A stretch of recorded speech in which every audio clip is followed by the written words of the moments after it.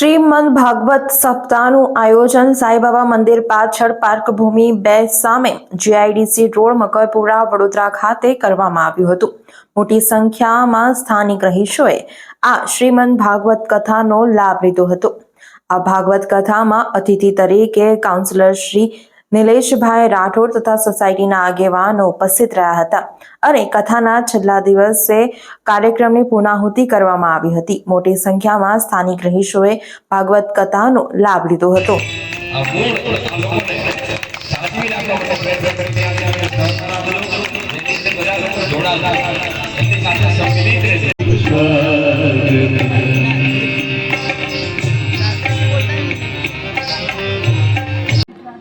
आज रोज हमारा मस्त विस्तार अंदर 1 तारीख थी भागवत कथाનું ચાલી રહી છે।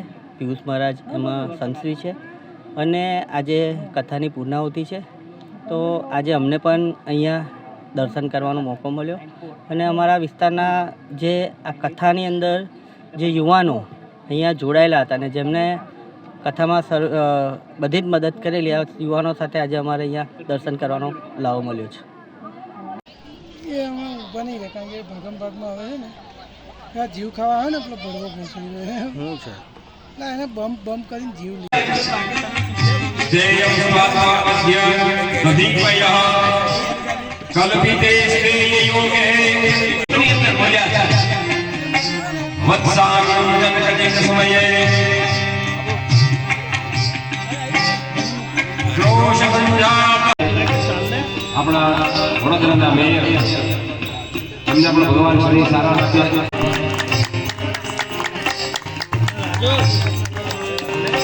બીજા જે કાર્યક્રમો આ કથાની અંદર સન્માનિત જલ્દી સહકાર કરે અમુક કાર્યક્રમો દ્વારા સનાતની સેના એ પણ એક સંસ્થા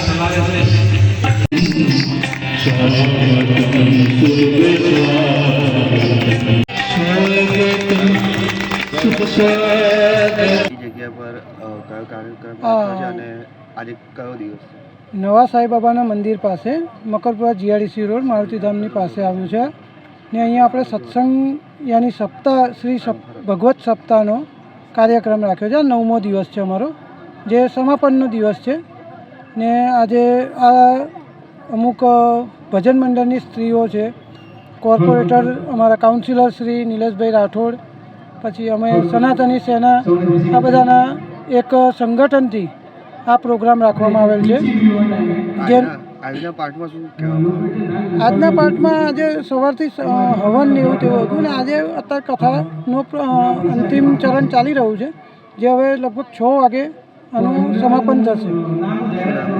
મારું નામ ચિરાગ સુથાર। વડોદરાના સમાચાર જુઓ તથા આપણી ચેનલને સબસ્ક્રાઇબ કરો અથવા સંપર્ક કરો।